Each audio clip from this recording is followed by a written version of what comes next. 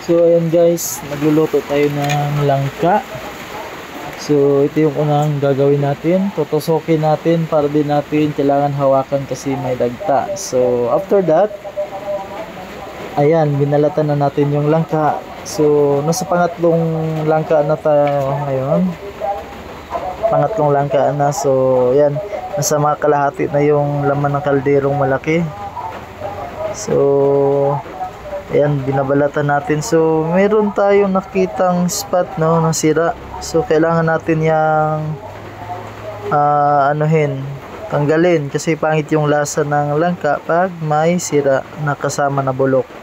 So, kailangan natin siyang tanggalan ng ng bulok. So, pagkatapos niyan, pwede na siyang i-chop dyan sa may kaldero. So di na kailangan ng chopping board or lamisa, no, kasi papasok natin sa malaking kaldero para ay mapakuluan natin. So dito natin i-chop sa loob ng kaldero kasi sobrang laki ng kaldero, no, kahit isang sakong bigas kasya dyan. So yun yung ginawa ko, dito ko na chinap sa loob para isahan na lang.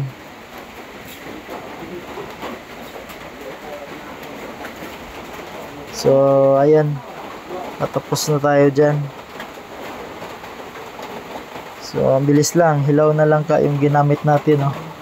Kasi once na yung pahinog na, di na pwede. Tsaka dapat yung hindi pa sobrang na may edad na langka kasi matigas. Maganda to, medyo bata-bata pa. So nilagyan namin tubig, ayan, tsaka asin. So ililipat na namin dito sa aming backyard, no, kasi dito namin isasalang kasi may mga malaking kahoy.